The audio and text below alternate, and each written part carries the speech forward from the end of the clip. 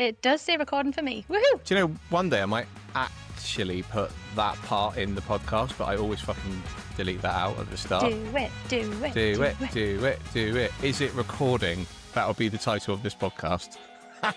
Amazing.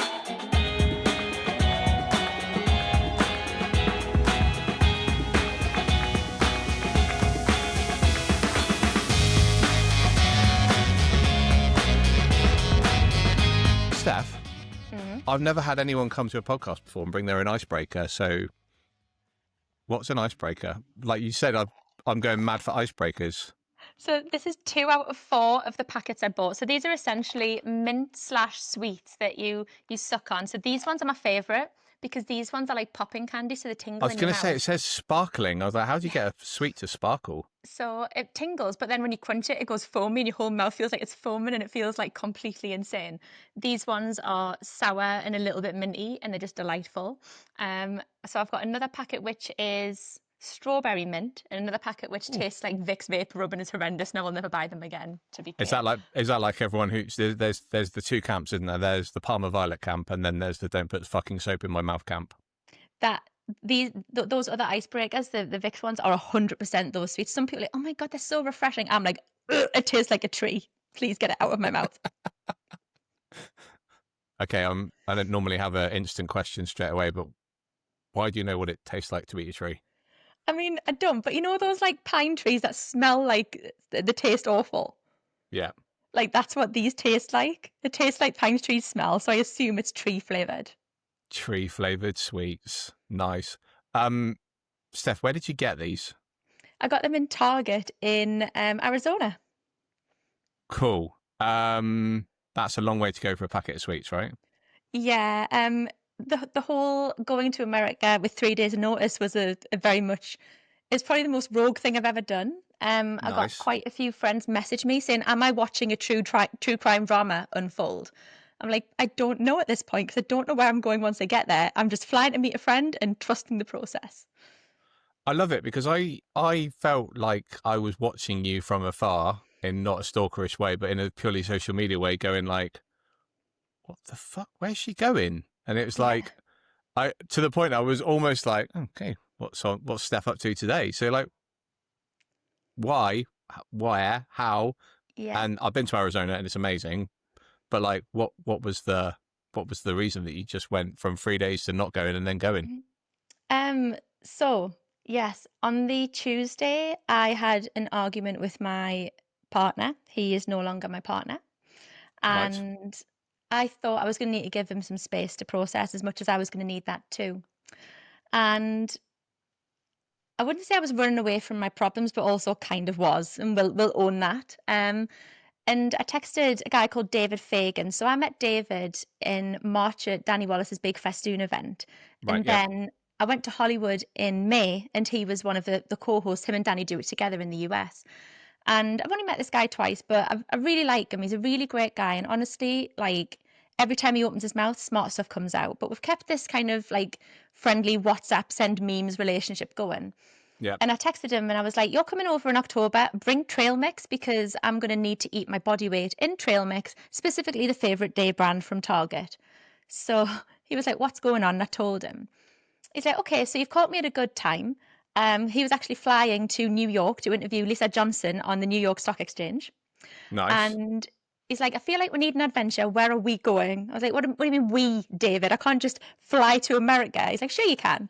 He's like, see what the entry's like to get into Phoenix. And it was going to be like 2 connections for Phoenix. Like, oh, it's a bit, ugh. He's like, try San Diego, better entry and exit point. So I looked and it was like Heathrow and then straight to San Diego. I'm like, okay, I could potentially make that happen. It's a few quid for the flight, but and he's like, if you can get here, we will look after you while you're here and make sure like, you get to see some fun things, do some cool stuff, meet some cool people, see some people you've already met and just, do some stuff. I was like, okay, fine. And my doorbell went a few minutes later. My friend Carla had to come to the house because she'd heard what I was going through and just wanted to check in. Carla is one of the loveliest humans. I was like, while you're here, will you just make sure I'm booking the right flights on Friday to San Diego? She's like, you're doing what? Going where now? Yeah, so booked the flights. And on Friday morning, I boarded a plane to San Diego on my own. solo traveller, which is not something I would have done 5 years ago, but back to that later maybe. And I landed in San Diego without a single plan except go to this address, meet Diane there, and we'll go from there. I have met Diane one time at the Hollywood Festoon, and it's just so funny because I said to David, I can't just walk into a TV studio and be like, yeah, read. He's like, of course you can. I I mean, was would like, they understand what you said? I mean, it would be touch and go, but Right. you know, they would at least recognise my ginger hair, so I've got that to go for me. So yeah, I just walked in. I was like, "Hey, I'm here to see Diane Strand," and they walked me through. And turns out there's a guy called Craig there who I met in Hollywood in May as well. He was like, he just came running over and gave me the biggest hug. And yeah, that was the start of the most adventurous week I've probably ever had in my life. But David pointed Wow. out I do this thing, right? So I'll say, "Oh my God, I can't do that. It's hard. It's scary." And then 5 minutes later, I've already done it. So it's almost like I tell myself I can't and then prove myself wrong. And yeah, it was a really good week. Amazing, amazing. What did you do? So you were there for a whole week. Yes. What what Um, did what did you do? What like from not knowing what you were doing to like we'll take care of you? Like, I mean, yeah. that's pretty cool in itself, right? It really is. David and his wife Isabel are two of the most wonderful humans I've ever had the privilege of meeting. They're very generous with their time, with their just care, you know. David, what I like about him is that he's like a walking psychology lesson. You can watch him, you can follow him, and he's like a lesson in sales and negotiation. So you know what I've learned is you know when David makes you an offer, it's a good offer, but he's got more up his sleeve that he hasn't told you yet that will make it an absolute no-brainer by the time the conversation comes to a close. And so I was really excited to learn from him as much as anything. Um, but yes, the first day we were in Temecula in California. And we had dinner with everybody who was at Diane's place because she was filming for Art Across America, which is her thing. I'm not quite sure what it was. In all honesty, I didn't ask. I just kind of observed and listened. Yeah, yeah. But yeah, so then we went. They put me up in the Embassy Suites in Temecula overnight. Oh my God, those pillows. It was like lying in the lap of an angel while the angel stroked your hair. It was beautiful. I Wow. slept. Yeah, nobody What a actually touched my description. head. Yeah. Right, yeah, because you'd probably freak out and probably Yeah, if I'd no. woken up to find somebody in a white dress stroking my head, I would have been in a completely different conversation today because I probably would have ended up locked away for my own safety. Um, but yes, so then we went through to the next day. He said to me, "Do you want to come shopping with the girls or go to Oceanside?" I was like, "What's in Oceanside?" So Lisa Nichols was doing an event. It was her sort of like flagship event that she does. I think it's once a year, and there was going to be people there I knew. So I was like, "Oh, let's go to Oceanside, sure." So we went, and I arrived, and Colette Wayne, who's one of David's team, but also was on Lisa's team on this occasion, grabbed me. She's like, "Come on, you're doing a thing." Sat me in a chair, and she went, "Write a limiting belief, write the reframe, and these three people are going to shout it at you." And it's called Earth Angels. So you've got three people, one on your left, one on your right, one behind you. You read out your reframed limiting belief, and they say it back to you. And then you say it again, and they say it back, and it gets louder and louder and louder, and then quieter and quieter and quieter. And it was the perfect start to my day. It was exactly what I needed when I got there. And so I went outside for some fresh air, left the room. Who's I bump into? My friend Helmut, who is the mayoral candidate for Atlanta in Georgia. So, of Wow. course, I had to say hi to him, had a good chat there. And then we went back to Temecula for David to be on Diane's show. And while we were there, we were all sort of sitting listening. We just left. He said, "You're going to a sleepover tonight." I was like, "Excuse me?" He's like, "You have been invited to a sleepover." So Melanie, who was one of the other people I bumped into in Oceanside, had said I could stay in her hotel room that Can night. I just say this is sounding more CSI like creepy but also exciting all at the same time. Yeah, it was very much just go with the flow. What I've learned about Californians is that they just flow from one thing to the next. So I went to a sleepover with Melanie Soloway, who was actually the ex-deputy district attorney for Los Angeles. So very, very powerful, decorated legal career. Wow. Now does humanitarian work in South Africa. Of course she does. Yep. So we had the best time there, met some wonderful, wonderful humans who I can't wait to connect with again. But the next morning, 6 a.m., I felt tap on my shoulder. I was like, "Oh my God, what?"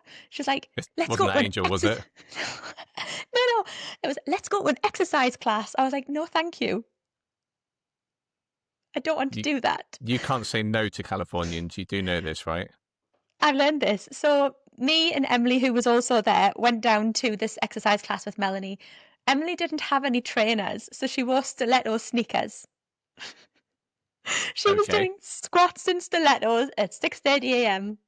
Have you seen the TV show Episodes, which was like the spin-off with it had Matt LeBlanc in as Matt LeBlanc? Did you ever see that?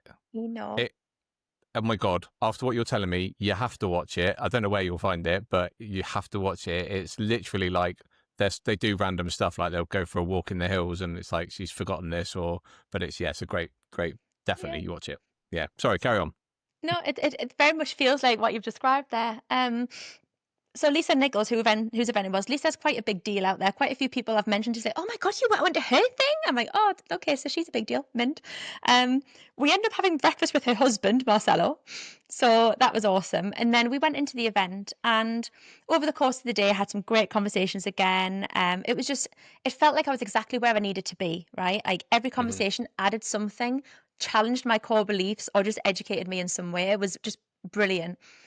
So then 1:30 we were going back to David's place in Arizona. So what I learned about Melanie is it's like trying to get a toddler off of a play park. And it's like, Melanie, we've got an hour. Let's be saying goodbye. Melanie, we've got half an hour. We need to leave. Melanie, I'm going to get the valet to bring your car around for your cases, honey, because we need to leave soon.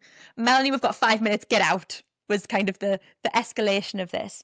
Um, and the car was like extreme terrorist because there was obviously David, his daughter, his wife, me, and Melanie with all of our luggage to go back to Arizona. It was like extreme terrorists. Nice, Um, nice. but we did it, and we had a 6 hour drive back to the Santan Valley area in Arizona. And that road trip in itself was just fun. But yeah, I didn't realize that Arizona is hotter than the Devil's Ball Sack, so that was a real experience for me. 42 degrees, like walking out of the car under a hairdryer. So I went to the Hoover Dam when I was a kid. Where we Mhm. went to we did like loads of stuff in America. We went to Vegas, but before we went to Vegas, we went to the Hoover Dam and did the whole Grand Canyon thing, and it's like amazing out there. And like because you've got a kid, right? Mhm. So when your kid does something, and like as a parent, I'm always like, no, don't do that like that. And you think sometimes we're a bit over the top. I get that. Um, anyway, I opened my ice cream, like it was like a Solero type thing, pulled it out like that, and my dad said something to me. I turned, I looked back, and I'm holding a stick. Yeah. I shit you not, it just fell off the stick. It melted. My dad shouted at me and told me off, but I still remember at the time thinking, I'm literally looking at my ice cream and it's just like melting into the tarmac. I'm like, yeah, we need to get out of here. It's really, really hot. Yeah, it was boiling. Like even on the last day, we went to an amusement thing and we did some go-karting, and it was like driving a go-kart at 8 p.m. into the face of a hairdryer. It was just hot all of the time. Like I didn't see a single dog in Arizona because I don't know when you would ever walk it. You'd have to walk it at like midnight. Like Amazing. you could never take your pets outdoors. But yeah, I think my favorite thing that we did while I was there, we went to a place called Dutch Joe's Ranch. So Joe Chipetta is one of the coolest guys I have met ever. So he's actually an international sword fighter who trained Star Wars actors in lightsaber fights. I mean, that's what I would have put on my school. What do you want to do when you grow up? Career advice Yeah, form. absolutely. But Joe's story is really one of he's had a lot of adversity. So he was in the military during the Cold War, and essentially 28 people on his unit went out there, three came back. Um, Whoa. Yeah, it's quite sad. One of them took his own life. One of them was taken away, and they don't know what happened. Um, but Joe kind of had a lot of trouble himself, and he ended up going to prison for something that he was very unfairly and excessively sentenced for. And he served nearly 18 years in prison for something Wow. that if you or I did it, we'd probably get a slap on the wrist and a fine. So Right. it was really, really unfair. But while he was in prison, he kind of rewrote all of the prisoner education sort of programs that they were doing. He was peer mentor and he was a very, very active prisoner. He did some really great stuff. So when he came out of prison, he started a prisoner reform sort of like facility, and it's like still going to this day. I don't think he's involved anymore, but it's a really, really big deal, doing some great things with people getting out of prison. If you look online, you'll see there's an NBC sort of segment with him, with a guy called Gary Stevenson, who they got out of prison. Yeah, yeah. And that was like their big success story that they did that. So what Joe's doing now is essentially this. It's in the middle of this ranch, in the middle of the Grand Canyon National Park kind of area. It's incredible, but it's going to be for veterans who are leaving the military and need a continued purpose, but also Hmm. foster kids who are leaving the care system who don't have any direction, and it's going to put them together. Wow, that just instantly reminds me of when did you ever see that experiment they did where they put the young kids in with the Alzheimer's people, the old people in the care home, No, I and they put didn't. the young kids in, and it was like the young kids had exactly what the Alzheimer's people needed or the old age pensioners needed, and the old age pensioners had exactly what, and I think that's amazing because I think there's so much of like I personally think that in so many military, police force, particularly in the UK as well, like the police force and the fire service, there's so much that goes on that when they come away from it, they just get left, don't they? So I think people need so much extra support after what they've gone through. Yeah, 100%. There's nowhere near enough support anywhere in the world. I mean, just 2 weeks before I went to America, we went to do a project in Scotland for a charity called Operation Cairngorms, which is very, very precious. And essentially, I had a bunch of friends and myself go to Scotland or join remotely and do work on this charity completely free of charge. You're talking world-class people here doing the work completely free in exchange for a day of bushcraft. And Awesome. it was amazing. The thing is that like I've seen the testimonials from people who've attended the camps there. Like it's for veterans, but blue light healthcare workers, all that can use it as well. But it's basically connecting around a campfire. Now the thing is with me, Andy, is that I have raging ADHD and I am on 24 hours a day.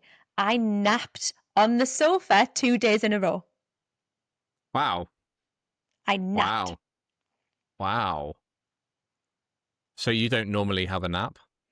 I don't normally sleep at night, let alone have a nap, but I was so deeply relaxed and just chilled out that I slept on a sofa. It was so funny. One of the days I was kind of half napping, so I was lying on the couch. I could hear Jackie and Charlotte talking about things, and I would occasionally just shout out a random sentence that was relevant, and then go back to sleep. Amazing. But Amazing. yeah, it was really beautiful. So what do you think your like biggest drive then? Because we'll come on to a little bit more about like what you do and stuff, but like what was Uh, your biggest drive of like um I suppose I'm gonna call it that fuck it mentality of where I'm just going. What was the drive there? so I think over the last sort of 5 years, I've been getting increasingly brave and taking what I call like big dick decisions. Like if I had the big dick energy, what would I do with it? And it's like one of the things I did out there, for example, was sit on the edge of a cliff. So Joe actually walked me, holding my hand to the edge, sat me down and shuffled me so I could sit and have a photo on the edge of a damn cliff with a 400-foot drop. But sort of January 2023, I had gotten on the F Entrepreneur I Also list through Small Business Britain, and I had to go to London. And I was terrified because my ex-husband wouldn't take me to London because he was like, "Oh, no, you won't enjoy it there. It's too busy. It's not for you." So I was genuinely terrified of London. I wouldn't go Right. there on my own. But like going anywhere without a car and an escape route felt really hard for me. I'm autistic. I have ADHD. I need my routine, my safety. And I was talking to a client about this, and they basically said to me, "Look, you can do this. He has all of the hacks for navigating London. Get yourself there and use City Mapper to get around." And I was like, okay, so that was a starting point. And I remember my friend Rob met me off the train at King's Cross and took me around for the day. Another one of my clients was coming through the next day, so she stayed with me that night and she took me around London on the day because she was on the F Entrepreneur list as well.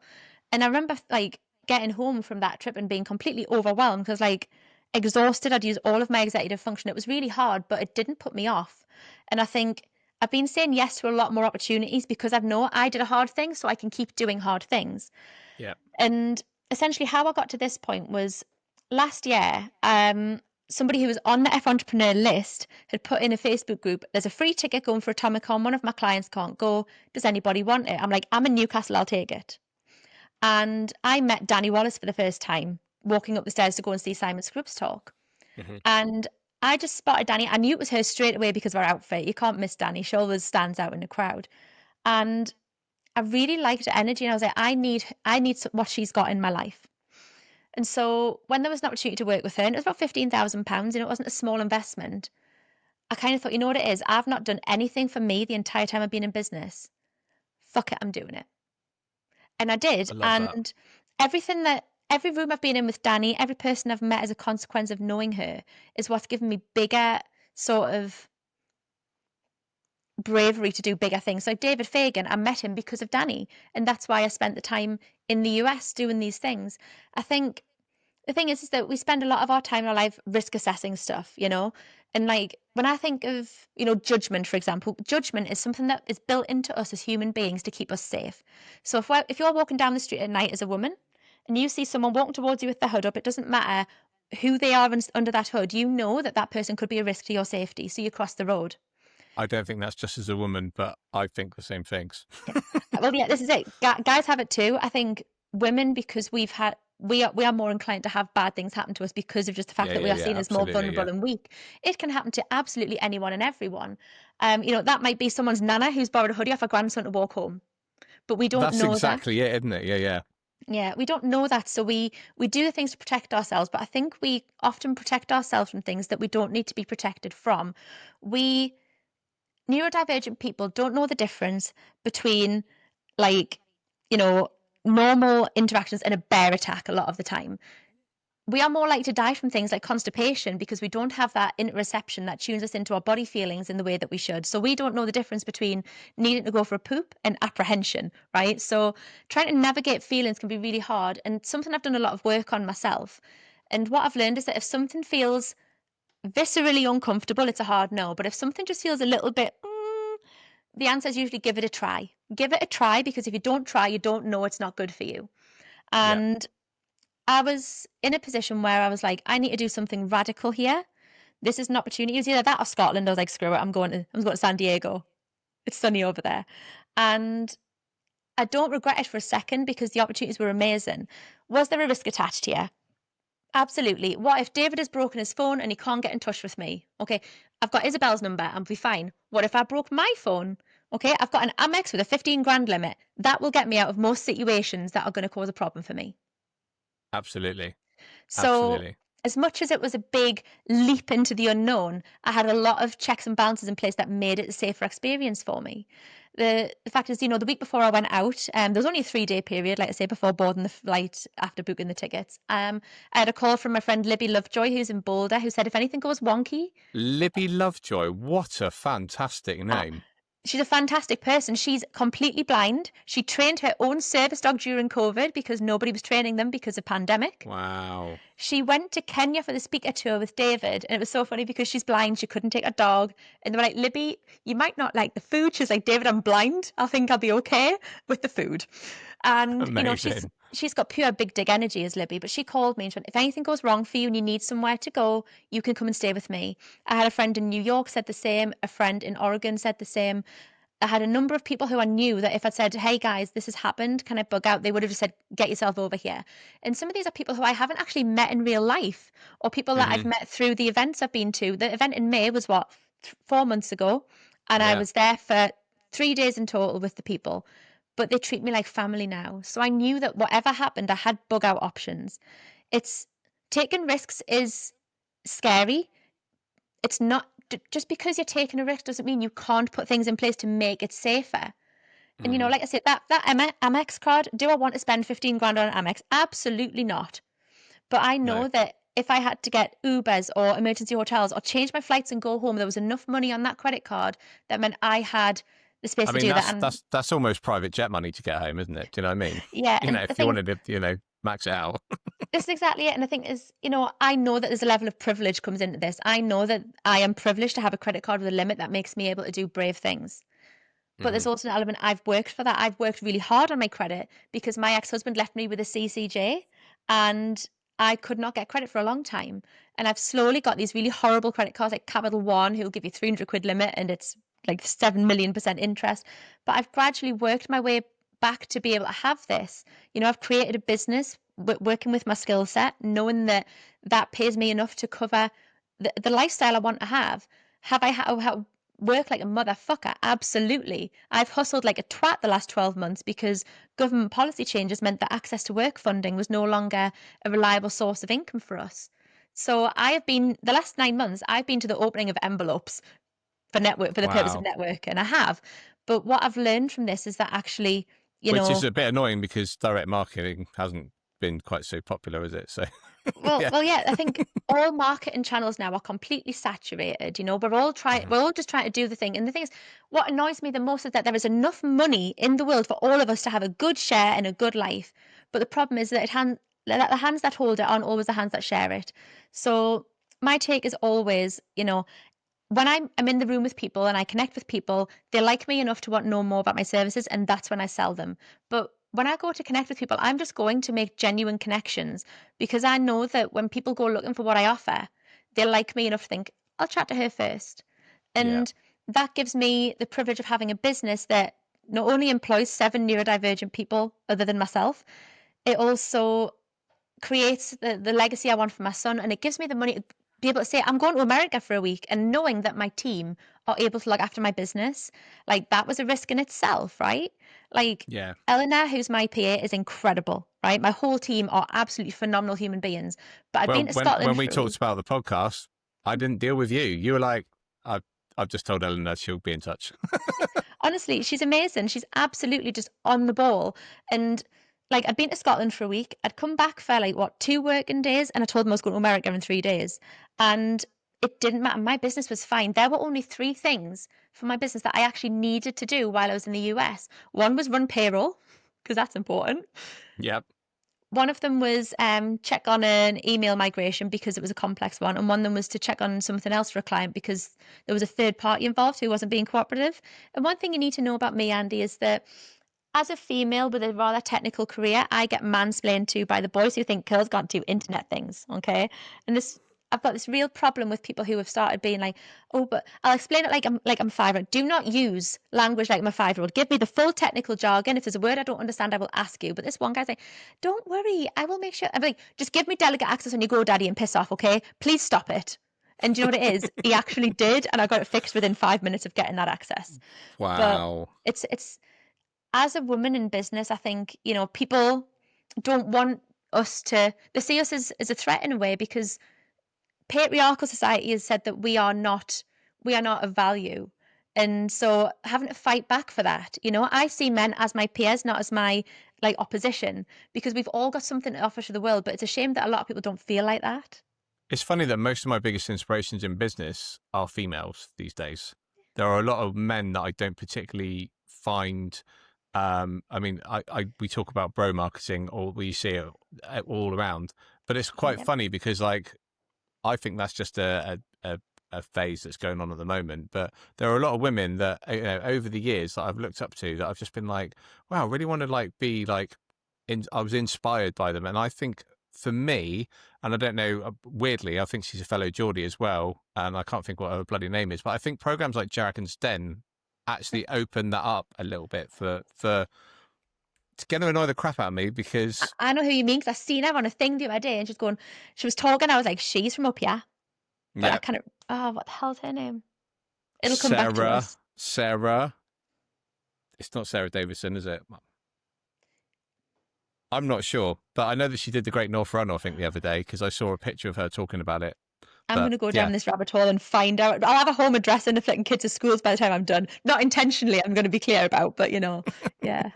amazing, amazing. So, Steph, tell me a little bit more about what you do because one thing that's just really like literally just came straight in like a little like lightning bolt there was like you had 3 things to do, but you've got a team behind you and making sure that they're getting paid and so forth was like one of your priorities because you could have said fuck it, I'm going away, guys, you get paid when I get back because I'm busy. Yeah. So tell me a little bit more about so I know you've got two avenues, haven't you? You've got the Spicy Brain Collective and Spicy Brain Energy. Yes. So So, tell me more. yeah. So I used to actually have 4 companies, but we're consolidating because I don't like paying that many accountant fees is the first thing. Yeah. Um, so Spicy Brain Energy is virtual assistant services.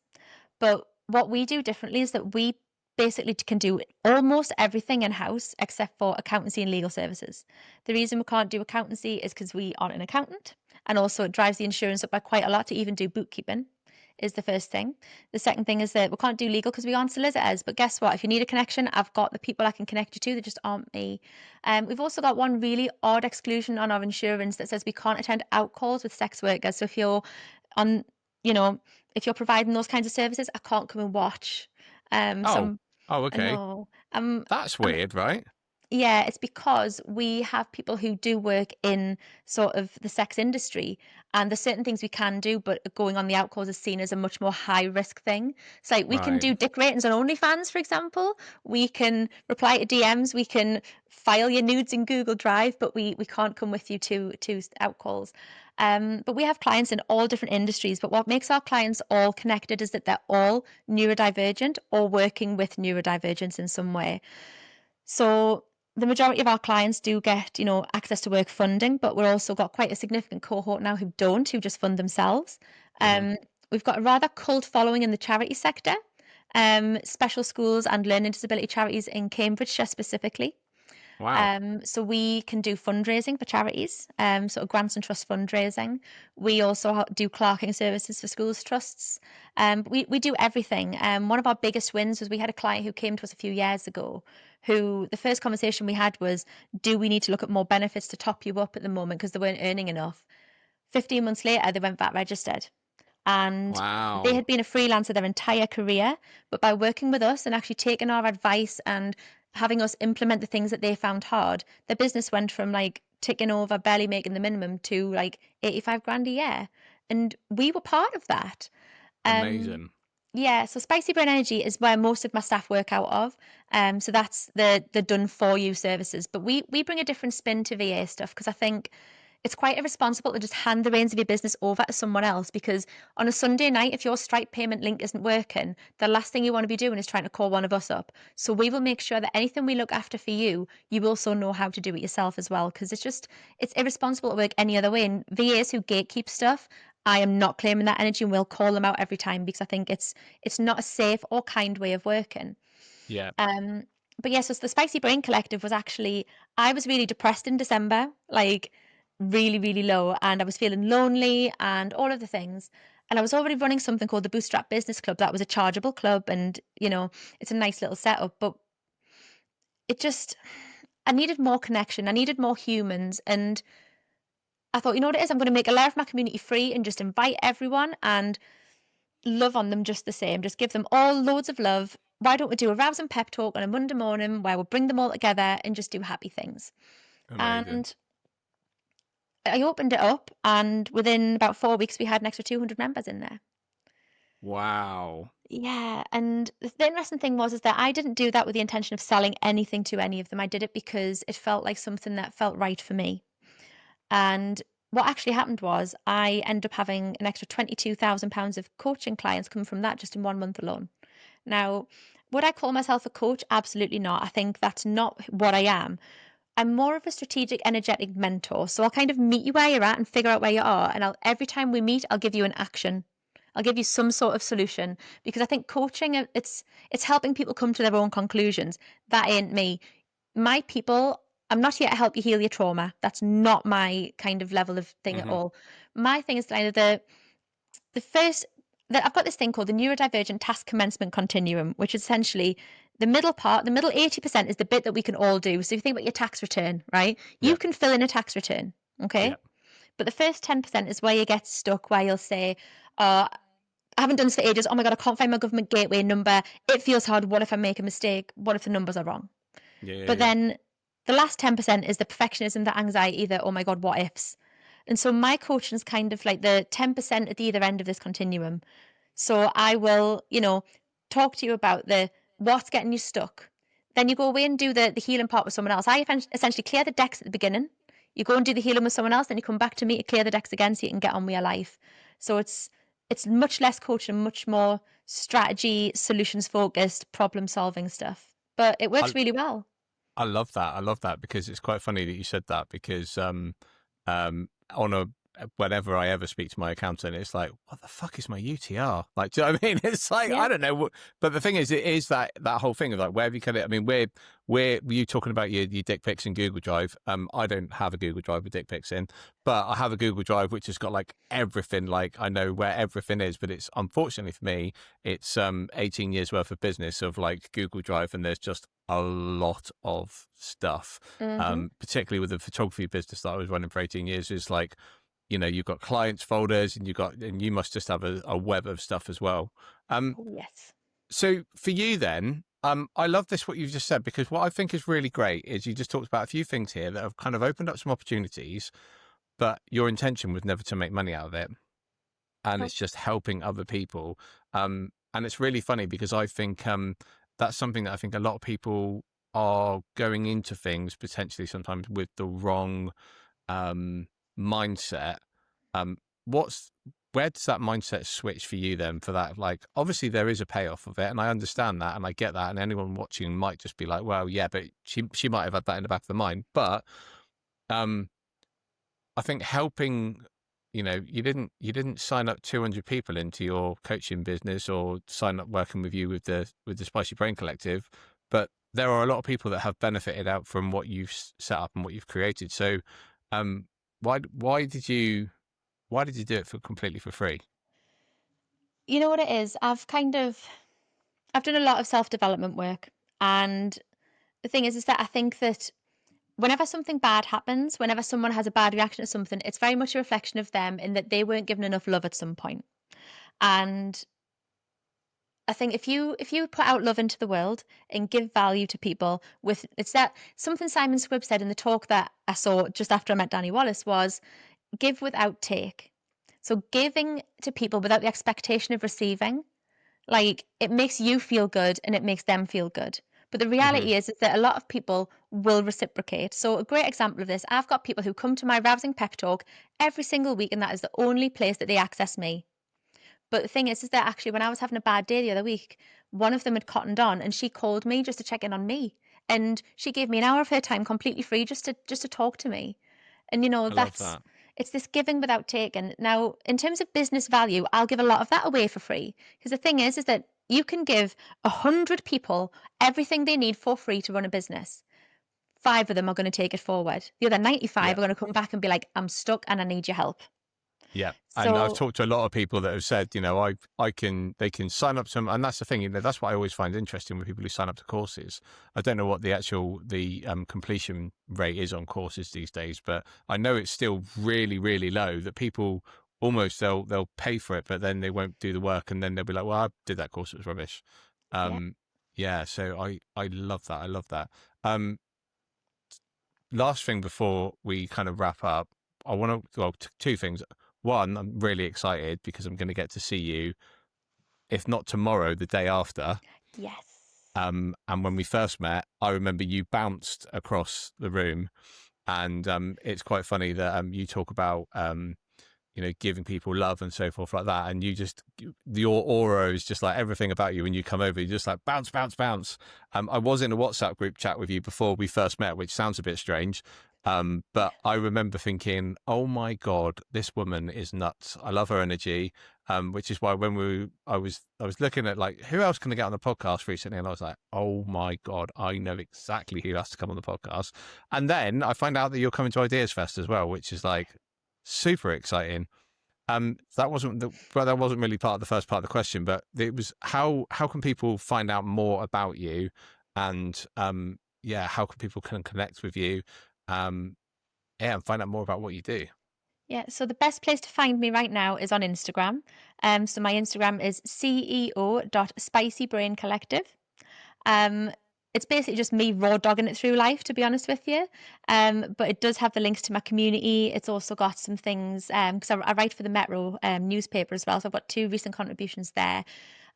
If you read them and they resonate, I'm the person for you. Is that the Metro, the main newspaper? Yeah. Yes, yes. Wow. So Okay. Cool. I've written one about my experience as a wheelchair user because that was also a huge part of my life. But I also wrote one about the Manjaro price hikes because I've used that for weight loss. And I will say I am full body positive and I love everyone in the body they're in. But for my health, I had to make some changes, and I've like that's on there as well. If you go to my profile and you hate everything there, I'm not the person to go with. But if something resonates, stick around for the journey, and you'll find everything you need to connect with me on that Instagram profile. I love that. I love that. And before we wrap up, I've got to ask you this one question because it's the my favorite question. Steph, if you already knew the answer, what would be the question? Oh. So I think that the biggest question I've got for my life at the minute is what's next for me? Because I've done so much growth and stuff, and like I am really interested, honestly, seeing what's next for me. Because I think I know some of the answer to this, but the thing is that it's accepting big opportunities and just going in balls deep without knowing things opens up more. So it's like that if I oh this is hard. But yeah, I I love think it. I love it because whenever I edit the podcast, there's always a moment at the end where I ask this question, and I haven't asked everyone, but you feel like the sort of person who it's I love the way that you've said this because sometimes there's a bit of a gap, and I'm like, oh my God, like people think the podcast is finished yeah. because it's such a brain tickler. But what I love about what you just said there really goes back to that moment of 3 days before going, what's next? Hmm. Um, and I think you know what's next, right? Oh yeah, you know what it is? It's really interesting because over the last few weeks, I've had a lot more writing opportunities. So I started my career as a freelancer doing copywriting. Okay, I was 10 million years pregnant, bored on maternity leave, and I joined People Per Hour, and That's the a rest long is history. pregnancy. Oh God, yeah, it felt like I was literally like I put a lot of bump on, and most of it was boy. It was £8 14 and a half 2 weeks early. Wow. Um, but yeah, so recently I've had a lot more writing opportunities, like the Metro articles. Like there's just like the one went out last week. But I've also just written an article for David and his team about Danny, which is probably going to go in the LA Tribune. So I feel like there's a whole change of direction for me on the horizon, and I'm not quite sure where it's going to go. But do you know what it is? I'm just saying yes to what's next and trusting that it's right for me because every time I've said yes, despite the nerves, something good has happened. So I'm just going to keep saying yes and just keep seeing what comes next. I love that. Steph, thank you so much. It has been an absolute pleasure. I'm looking forward to seeing you in probably 2 days. Yes. Yeah. So, yeah, thank you so much. Thank you for having me. And that wraps up today's episode of the Coffee, Chaos and Confidence podcast with me, Coach Casey. Thank you so much for listening. If you enjoyed today's episode, please make sure you like and subscribe. It helps other listeners find the show. Also, go and check out the show notes to learn more about my incredible guests. Until next time, make sure you chase your dreams without limitations.